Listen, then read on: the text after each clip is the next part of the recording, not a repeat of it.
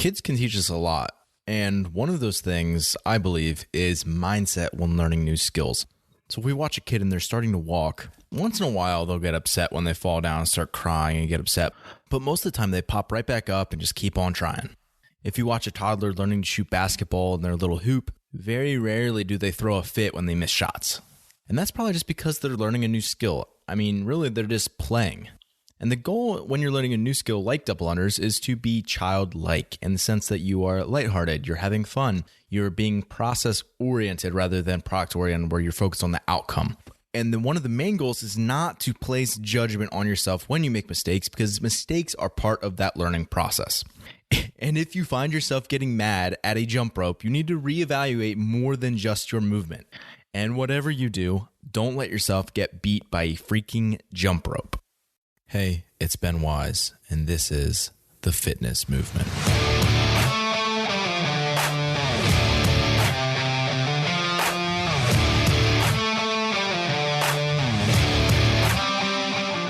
The Fitness Movement is brought to you by Zor Fitness. Zor Fitness is my company and my platform to deliver incredible training-related content to people just like you. I don't just podcast. I write in-depth fitness articles. I break down common movements in the sport of fitness. I program workout plans, and I offer one-on-one coaching for competitive and recreational athletes. And the best part is most of what I have on zorfitness.com is totally free. Check out these resources by going to zorfitness.com. That's ZOAR fitness.com. Hope to see you there. And welcome back to my rant on double under development. So the outline of today is going to be me taking you through 3 different levels. I'm going to call it beginner, intermediate, and advanced athletes. So those 3 silos. And for each of these levels, I'm going to pull things out that will be helpful for you to focus on and that will speed your progress during this time. So it could be mistakes I see, helpful little tips and tricks, challenges that you may face during that time, whatever the case may be. So without further ado, let's jump into beginners. So beginners, I'm going to be defining as someone who has less than 75 unbroken double unders. And for each of these categories, I'm just going to have a little test that someone can do. So in this case, it's really simple. You just do as many double unders as you can. And most people do that while they're learning. So really for this beginner, they're just focused on learning the skill of double unders. And this is the person that I was really addressing in the intro. Person that gets mad at the jump rope a lot because they're trying to learn and they just get frustrated because they can't figure it out or they're just tripping up all the time. Realize that yes, intermediate and advanced athletes are going to still deal with this where like every once in a while it's just like the timing's off and it's super frustrating. Even if it is like an advanced athlete, for example, if they're in a competitive environment and they just maybe their legs are blown up and they just keep tripping over double unders in the middle of a workout and it's a really important online qualifier or something, or they're at an actual competition, like, yeah, that's going to be super frustrating and you have to learn to stay calm and kind of work through that. So it's important for us to realize that whether you are a beginner, intermediate, or advanced athlete, it's going to be helpful if you pay attention to the other stages because if you're a beginner, you're hopefully going to progress through intermediate and hopefully eventually advanced. And as an advanced athlete, it's still helpful to kind of map your journey and see where you're at and to be able to continue to build a base that is strong to support your current performance. So either way, wherever you're at, it's helpful for you to learn and understand the spectrum of the skill. So the first thing that I recommend for beginners is that they actually follow a progression while learning double unders. Again, this is someone who's less than 75 unbroken. So we're trying to learn the skill of doing unbroken double unders. That's the goal with these progressions. And I have a playlist on YouTube that I will link in the show notes. So that'll be zorfitness.com/podcast/010, a 3-digit number for this episode number. And if you go there, you'll get that YouTube playlist. And that playlist is actually very helpful for both beginners and more advanced athletes. A beginner is going to use that for potentially over the course of several months to be working through each of those layers and just slowly start to add on their drill, maybe every week or 2 weeks, and slowly working into unbroken reps and mixed modal work and actually competing. And then a more advanced athlete is going to use that same progression as a warm-up. So they can use the exact same drills that the beginner might use over the course of several months. They're just going to use it over the course of maybe 5 or 10 minutes to get warm, to be ready to go for a workout. So let's talk about a few of the drills I have in this progression. The first one is high, slow, single unders. Really, this is just getting down the jump. It's getting blood flow. It's getting warm. Next is pogo hops. If you think about like a pogo stick where it just pistons straight up and down, you're just jumping straight up and down. You're not actually having the rope in your hands. You're just hopping up and down. at the height that you are going to use for double unders. So getting in the rhythm, making sure that you're rebounding so you're not landing and then making a counter movement and jumping again. You're rebounding each time because that's a skill you need for double unders. Next is penguin hops. And with penguin hops, you're doing the exact same jump as the pogo hop, where you're jumping into the air with that same height that you would for double unders.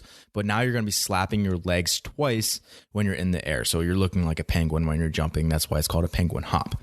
And one of the reasons why I like penguin hops very much is because it mimics the timing and coordination someone needs to be able to do double unders. And it also incorporates the sound element. So a very important part of learning double unders is to be able to hear the rhythm. So each time you jump, you'll hear your feet hit the ground and smack and rebound. And then you'll also hear your hands hit your thighs twice. So it'll sound something like this.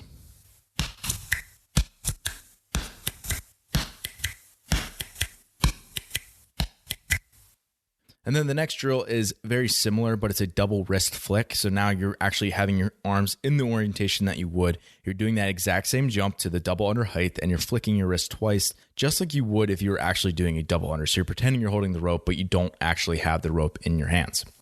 So next is double under attempts, where you're actually trying to put it all together in the timing and the coordination and the jump, and now you actually have the rope and you're trying to spin it.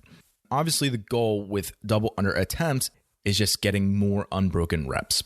The other goal, though, that I think is actually more important than the number of reps you're getting is how those reps look when you are in the air. So oftentimes, people look really good and fluid and nice and tall and long when they're in the air and kind of relaxed when they're doing all these different hops without the rope. And as soon as they try to spin that rope really quickly, they tense up and they start to pike at the hip, or they lift their feet up in the air and kind of close off at their hip, or they fling their feet back behind them, like all this weird stuff that you would never see an advanced athlete do when they're doing double unders. You'll see all these kind of weird airs show up. So the goal is to stay nice and long and relaxed when you're in the air and really only moving from the wrist and the elbow. So I'm going to stop right there for the beginner athlete, but that progression continues. So it goes rope accelerations where you're adding speed, unbroken reps then when you're adding volume, and I mean like much more than the beginner could handle. Then adding mixed motor work, so adding fatigue into that, and then competing, which is adding arousal. So all those layers can get added onto this progression as well. And that's more of a long-term approach, but those 1 through 5 is just a really good starting place for a lot of beginners. And then if we move away from this progression, the other thing that I want beginners to be focusing on is just good motor learning principles. Best practices for you to be able to learn the skill of getting double unders. So there's going to be 3 principles that really apply best to learning double unders. The first is duration. So how long are you actually going to be practicing in each session? So in other words, each time you pick up your rope to practice, how long are you actually practicing for? So the goal should be low to moderate duration. So maybe 10 to 15 minutes of practice each time. And the reason I say that is because if you're only doing 5 minutes, then it's going to take 3 or 4 minutes to get warm, and you might only have a few attempts at best to be able to actually practice your double unders. And then the opposite is true, where if you do like 20, 30, 40 minutes or more, you're just going to be so broken by the time you're done with that. Like your calves are probably going to be destroyed. Your timing's going to start to wear down. Like mentally, you'll just be kind of drained. Like you can't focus that long, and your body's also like your tissues aren't meant to handle that yet. So just kind of backing off and not letting yourself get too into it too aggressively, too quickly, but also giving yourself more than enough time to be able to get warm, to be able to get some good practice in. So I would say 10, 15, 20 minutes in that range would be a great place to start in terms of duration. Next is frequency. So in other words, how often are you practicing? I recommend having a high frequency where you are practicing at least 3 days per week. I would say more like 4 or 5 is probably ideal, especially if you're keeping them kind of on the shorter end, like a 10 to 15 minute practice, 3, 4, 5 days a week would be fantastic. If you do much less than 3 times a week, where you're maybe only doing it once or twice per week, you're really getting very little carryover, and it's much harder to learn something if you do it with such a low frequency. So imagine we have 2 different people. The one person, they go to the gym 5 days a week, and every single time they go to the gym, they warm up really well, and then they do 10 minutes of very high focus, high intention double under practice. And the other person, every 2 weeks, they get a workout that has double unders in it, and they attempt 400 or 500 double unders each time in that workout. Obviously, the person who comes in and practices with high intention every single day and a lower volume, higher frequency is just going to learn those movements so much quicker. And this applies to all movements, but especially applies to double unders. So we have duration, frequency, and now fatigue. So fatigue is just saying, are you tired while you're practicing? So the answer should be no. Fatigue should be low. As much as you can minimize it, the better. One of the reasons for this is because it takes breathing out of the equation, so you don't have to worry about your breathing as much.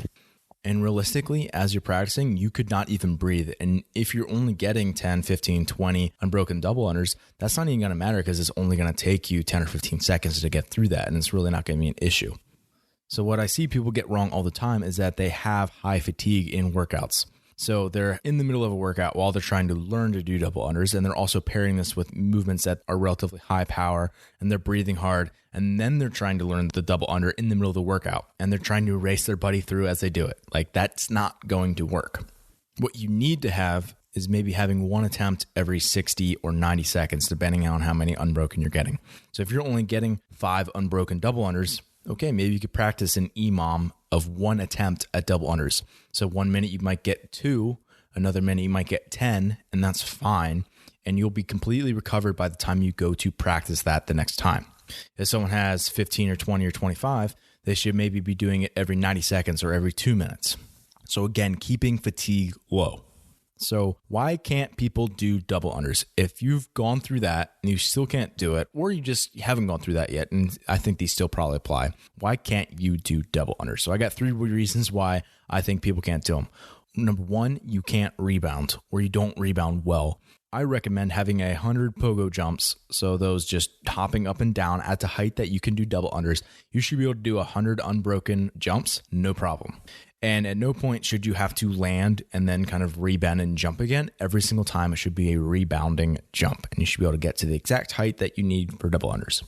Number 2 is that you can't spin quickly while staying coordinated. So either you start to spin quickly and maybe your left goes a little bit quicker than your right, or likely it's your dominant hand will spin a little bit quicker and a little bit tighter, and then your other hand's not going to stick with it. Or you stop to draw like really small circles with your hands. So one of the helpful analogies that I've heard is pretending like you're standing in like a really narrow hallway, and the hallways were like whiteboards, and you got expo markers as the handles of the jump ropes that you just be drawing tiny little circles right by your sides. So you're trying to keep them really tight, really small, and that's what's going to help you a lot. So one of the things that I really recommend for people who have a hard time with staying coordinated is getting some of those wiffle ball handles where it's just a jump rope handle and it's a little rope and it's attached to a wiffle ball. So you're spinning wiffle balls around. So in other words, you don't actually have to jump to be able to spin your hands. And it's a really great visual because you can actually see, because your hands are working independently, whether your one hand is spinning quicker, whether one's kind of off axis and you want them kind of going towards each other a little bit out in front of you, almost crossing like a jump rope would. And if you have those wiffle ball handles, you should be able to spin those 2 minutes at the speed that you would spin double unders in really nice tight circles, and that should look pretty and in sync the whole time. So if someone can rebound consistently and someone can stay coordinated with their hands, there's no reason they should not be able to put those 2 things together with some practice. And then the third and final reason why I think people still can't do double unders, if their mentality just sucks. And I don't know how else to put that, but it was exactly what I outlined in the intro. Someone does not have a childlike mindset when they're learning skills, and they're just almost judging themselves, and they get really frustrated really easily, and they're not just having fun while they're trying to learn a new skill.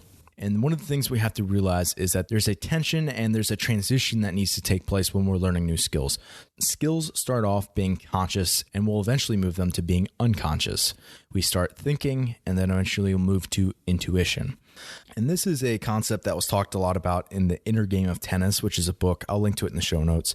So basically it outlines that we need to be able to trust our unconscious and to not have to try to think really hard about everything.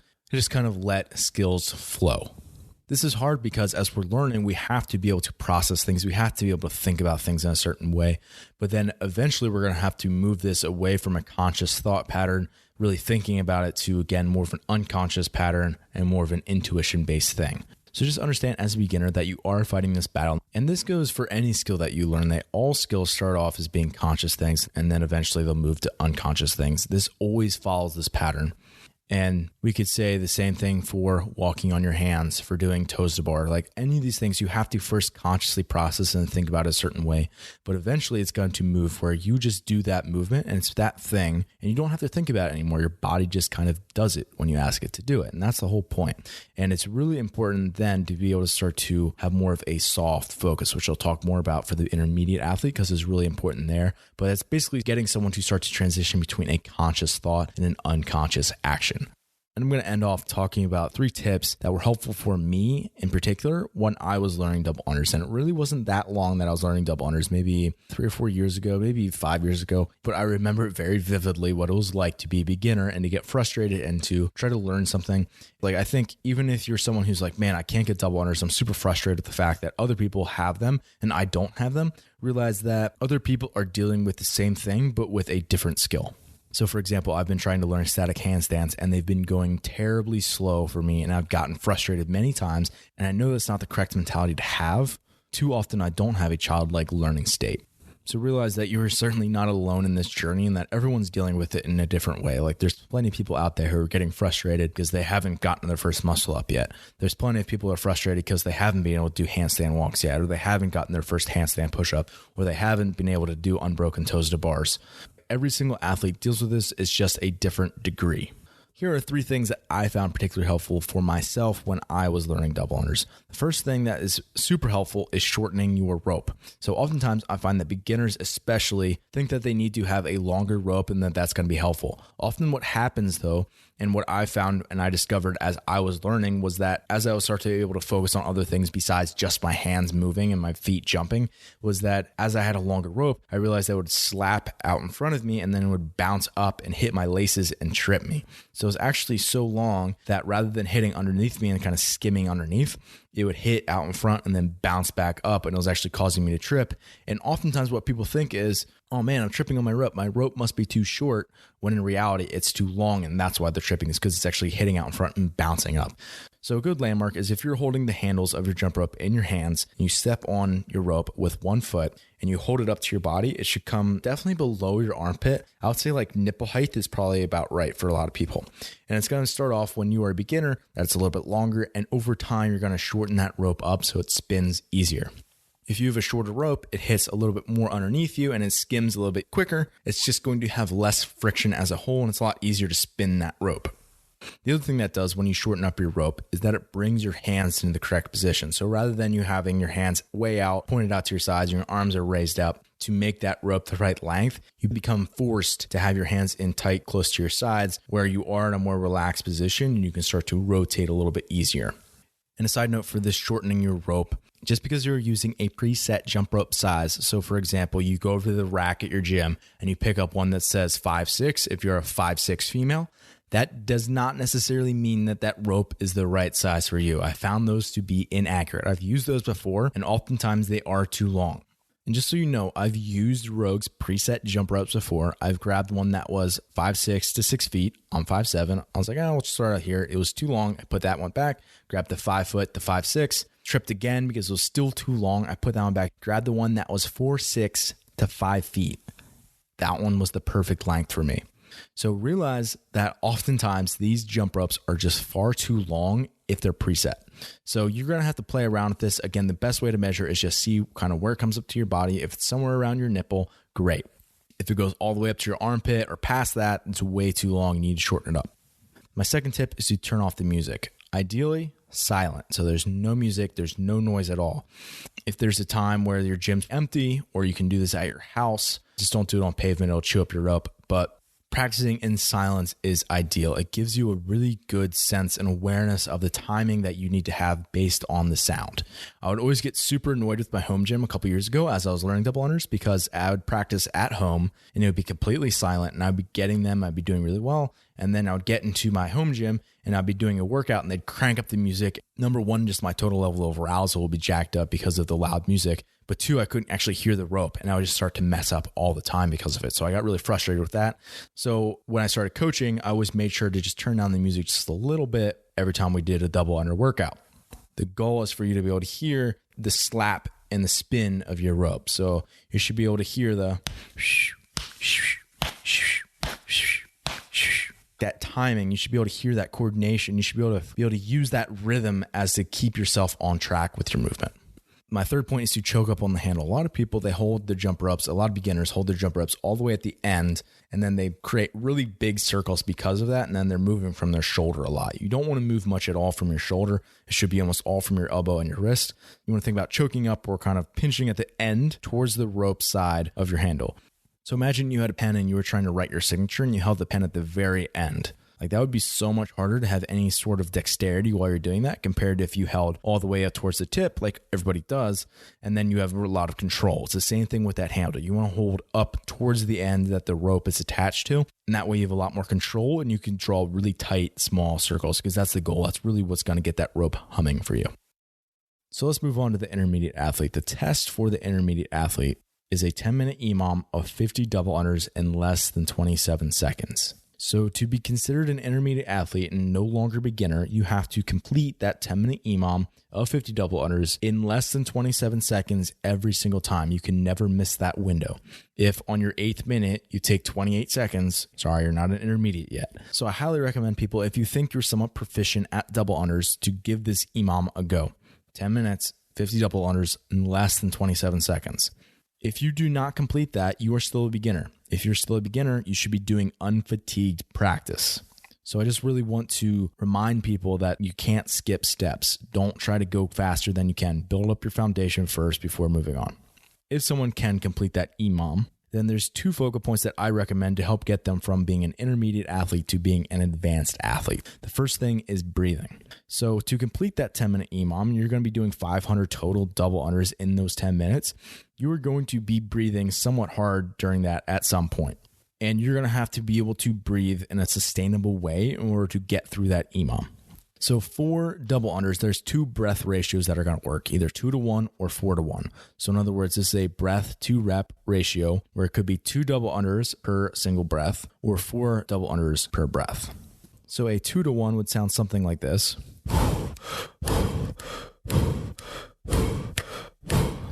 And a 4-to-1 ratio would sound something like this.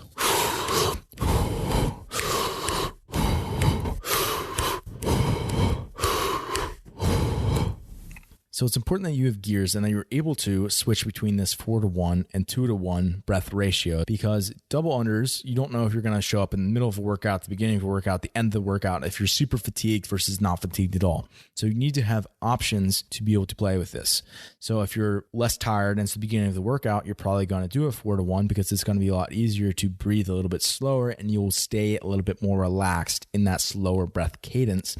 Whereas if you're tired, you're going to have to exchange gas just a lot quicker, and you're going to have to transition to that 2-to-1. This is going to be one of the main challenges for an intermediate athlete to be able to get them to be in an advanced level, because they're going to have this tension of focusing on the movement because they're not 100% proficient yet and focusing on the breathing. But in order to get to an advanced level, you're going to have to make that movement unconscious. And for this intermediate athlete, one of the reasons why this is so challenging is because as a beginner, you can't focus on breathing because you have to focus on the movement. And then you're going through this transition time as an intermediate athlete where you're moving from focusing on just the movement itself to being able to focus on higher order tier 2 skills like breathing. And you're going to have to be able to focus on something other than the movement itself if you want to be in the advanced category, because we're going to start to add other movements in during the advanced category. And one of the things that's super helpful is maintaining what I call a soft focus. So you're not focused on any particular thing, but you definitely have high mental acuity. So you're focusing really intently, but you're not focusing on any one particular thing. So your kind of focus just kind of hovers, almost is what I describe it as. So you're not necessarily thinking about what you're actually doing with your hands. You're not thinking about your jump timing, but you're definitely not thinking about anything else either. It's almost like meditation where like you're trying to block out thoughts and anything that's going to distract you or throw you off from kind of the nothingness that you need. So your goal is to almost have your mind stay clear in a way, but nothing inhibiting your ability to be able to spin that rope and focus, but not necessarily focusing on spinning the rope, if that makes sense. This is one of those things that's extremely difficult to explain in language, but it's something that intuitively, if you have something else that you can compare this to, makes a lot of sense. Likely, if that made no sense at all, it's because you haven't experienced it yet, and some people are out there probably nodding along with me, and that's probably because they are decent at double unders or other skills where this is something that they understand, this idea of a soft focus. And then the second thing I think intermediate athletes should focus on is speed. So rope speed, so spinning faster. And the reason that I recommend starting here and not going towards unbroken reps, just trying to get like 100, 200, 300 unbroken double unders, rather than that, trying to tick by those reps faster. So the reason why I want you spinning faster is when you're spinning faster, you don't have to jump as high. So you jump lower, and when you jump lower, your heart rate stays lower, and then also you get through the reps faster. So that combination of jumping lower heart rate, and getting through reps quicker is really the secret to getting really good at double unders. If you, even when you're tired, default to doing double unders very fast, where you don't have to jump high, but you spin really quickly with your wrists, that is a great default pattern because you get through the reps quicker when you do that. And I find if people are constantly getting sore from doing double unders, this is probably one of the areas that they need to focus on. And actually, those people often get tempted to focus on their calves. Like, my calves are tired, so I need to work more on my calves and develop them and try to get the right qualities for them. But really, you need to focus on spinning faster so that your calves don't actually get sore in the first place. So you need to spin faster and then add layers after that. And then our third and final category is the advanced athlete. So an advanced athlete, their test is a 10-minute EMOM, once again, 50 double unders each minute on the minute, but adding 10 burpees that same minute. So in the same minute, being able to do 50 double unders and 10 burpees. So completing that, never missing that 1 minute window, every minute on the minute for 10 minutes, 50 double unders, 10 burpees. So if you think you're an advanced athlete, give that one a go. You should definitely be able to do that. And yeah, it might hurt a little bit, but you should be able to do double unders well while you're tired. And so an advanced athlete for double unders makes double unders very aerobic. So they're very sustainable and repeatable. So let's just say I'm talking to maybe 1 or 2% of my listeners right now who are an advanced athlete. And by the way, even if you're not, there's still a lot you can learn from this. What can you do as an advanced athlete to go from maybe, let's call it like a sanctionals level where you're still definitely advanced, to getting to a games level where you're going from advanced to elite? What characteristics need to change for you in order to get you to that next level? I have 4 different characteristics here. The first one is muscular tension, is moving to elastic energy. So often athletes who are at an advanced level as a whole in the sport of fitness, either one, have a natural body size and shapes that allows them to be pretty good at CrossFit, or they've manipulated their body size and shape to get to as close as their ideal to be able to perform well at that sport. Either way, they've kind of optimized their total body size and shape for the sport. And by the way, this is totally a necessary thing for you to become really good at this sport. Like, if you are 6'6" and 260 pounds, you're not going to go to the games. Sorry, like, you're going to have to lose weight to be able to even have an attempt, right? Obviously, you can't shave off your height, but you have to be able to do the most that you can to optimize your body size. Likewise, if you're a 4'10" female, you're probably going to have a really hard time getting even into a proficient zone for your weightlifting movements, just because you are such a small person. So a person who has optimized their body size, or naturally has the body size and shape to be good at CrossFit, who is an advanced athlete, likely has a bunch of qualities that don't necessarily make them great at double unders. Think about someone who has a really good snatch and a high back squat. That person can probably produce a ton of muscular tension, and often they're really good at creating that energy through muscular work, but they're often not as good at translating that into elastic energy. The games athletes can be both. They can be very strong and powerful and have all the muscular tension that they need in a given moment, but they can also transfer to elastic energy to be very efficient and springy when they need to be. It's no different than thinking about how many times do we get an athlete who is really good at squatting and running at the same time. It happens occasionally, but for the most part, those things are contrasting against each other. And as someone gets really good at one because of the demands of the sport, they often get worse at the other one. It doesn't always happen that way, but it often happens that way. And this is the same way with the muscular tension thing versus the elastic energy. Oftentimes, athletes who are really good at weightlifting movements, they assume that they're going to be good at jumping a bunch of times because their legs are strong. And in reality, what happens is their legs blow up during double unders because they're not being efficient and using their elastic energy. They're relying on muscular tension. And I think the biggest solution for this is going to be a long-term systemic approach where you just got to give that athlete more exposures, where in order to be successful, they have to use elastic energy. And this can be increasing exposures of plyometric activities, jumping as a whole, where systemic tension is pretty low. And one of these things can be going back to basics and pulling back some of those layers and really getting that athlete to be able to just rebound and look good while they're doing it and just stay nice and long and tall when they're in the air. The second point that's going to take someone from being an advanced athlete to an elite athlete is their state. So oftentimes people who are at an advanced level but not an elite level have limitations in their state, in the sense that they're becoming too sympathetic too quickly while doing double unders because their respiratory rate is too high. So what they're doing is they're sustaining a 1 to 2 breath ratio, where once again that would be 1 breath for every 2 reps. Let's just say we have a high level athlete and they're using a 1 to 2 breath ratio, which is super common, by the way. And just say they do 120 jumps per minute. then that means by definition that their respiratory rate, or the number of breaths they take per minute, is 60. So that means they're breathing like this.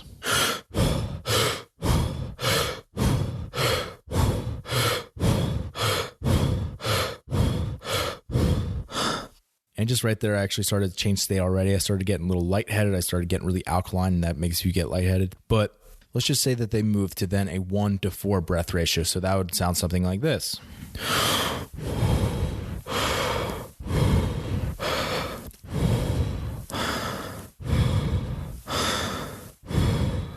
So obviously that is a much more relaxing breath cadence, and that helps that athlete stay parasympathetic longer. If you don't understand what I'm talking about in terms of sympathetic, parasympathetic, I highly recommend that you go listen to episode 008 on shifting state. I talk all about that there, so I'm not going to cover it again today. Go back and listen to that one. So the biggest thing for athletes who are dealing with limiters in state is that they can start to transition to a different breath ratio as they need to, or they can even transition to nasal breathing during that 1-to-4 breath ratio. And this is just another way that high-level athletes can focus on other tier 2 skills, breathing being another tier 2 skill. So it's not the movement itself, it's something that's elevated above that. That's what I mean by tier 2. The third point here is confidence. So an athlete that is at an elite level, not just a sanctionals level, but elite, they're at the games, they are confident through mixed modal transitions, firstly, and then through trips. So in a workout like 18.3 for the open, it had 100 double unders between every single movement. So most people, even who got pretty decent scores, by the way, they still kind of took their time between those transitions. They got to the next movement. They probably did that movement unbroken, but then they kind of took their time getting back to the rope or back to the next movement. Whereas the elite athletes, they speed up those transitions and they go right into the next piece, and they're confident that they can get to the rope again and keep moving. And if they do trip up, it's just because they tripped. So that's the other point, is that they're confident through trips. If they trip, it's a one breath, reset, relax your face, don't freak out, and get right back to work. And they're able to do that through competition, through changing state, through all these other tier 2 skills that are necessary for them. Lastly, point 4 here is repeatability. And I mean within the same weekend. So if I use something like 18.3 in this example, and let's just say that athlete finished, so they're definitely elite. There's only a few people in the world that finished that workout. Then they did 800 double unders, not including their warm-up. So let's just say they could do close to 1,000 double unders on that day, including warm-up. So let's just pretend that athlete tested on Friday, which is usually the case. And by the time Sunday rolled around, they're like, oh man, I'm not doing as well on the leaderboard as I wanted to. I'm going to have to retest. And on Monday, 3 days later, they come back and do another 800 to 1,000 double unders. So think about the total volume of that weekend. They have to be able to repeat that at that high intensity. The good news here is that soft tissue handles that high volume, whereas cartilage and joints do not handle that. So to illustrate this point, I'm going to read a quote, and this is from an article that I wrote that was what I learned from 15,000 double unders in 30 days. And I'll link to that in the show notes if you want to read the whole thing. But this is the quote. Calves are soft tissue and they are meant to break down and repair because they are vascular, meaning they are delivered sugar, amino acids, and oxygen on a minute-by-minute basis. This circulation and vascularity also aids removal of metabolic waste. It's a good thing if your calves get sore from double unders, provided that your knees and ankles didn't take a beating. Unlike muscles, joints aren't vascular. They don't have that blood flow, and therefore they aren't meant to handle that abuse again and again. Break down your muscles and they will take days to recover. Break down your joints and they will take months to recover. Lastly, I want you to think about how long I waited to talk about volume. It was the last minute of this podcast, whereas a lot of people who are beginners or intermediates, they want to go straight to the volume. They want to do it in mixed modal work and they want to get after it and do a bunch of double unders all at once. And that's not the way that you get good at double unders. You have to take your time. You have to layer slowly. You have to do that in controlled environments first. You have to add speed. You have to be able to control your state, manipulate your breathing, do all these things. And then you get to earn the right to add the volume in at the very end. And at that point, you're ready to handle it. It's appropriate for you and you'll be safe in doing that. Hope you guys enjoyed my little spiel on double under development. Thanks for listening. And as always, stay the course. Hey, it's Ben again. And one of my main responsibilities, besides producing content like the fitness movement, is being a coach. I work one-on-one with athletes to create an individualized plan to help them reach their goals. So let's say you hire me. The first thing I'll do is learn about you. We'll jump on a video call and chat. And this is something we do every training cycle. It becomes a very regular part of our schedule, which allows us to stay on the same page with things. I'll also take you through an in-depth assessment to really get a very accurate, detailed look at where you're at and what your specific limitations are. Then it's my job to create a plan to help you achieve your goals. In other words, taking you from where you're at to where you want to be. And here's the thing is that I will be 100% the person who program every workout for you. And when you send me film and tag in your videos, I'll be the one providing adjustments for your technique and cues to help you correct your movement errors. So you pay me month by month and there's zero commitment. You have nothing to risk and all the gains to make. Sign up today by going to zorfitness.com/coaching or email me at ben@zorfitness.com.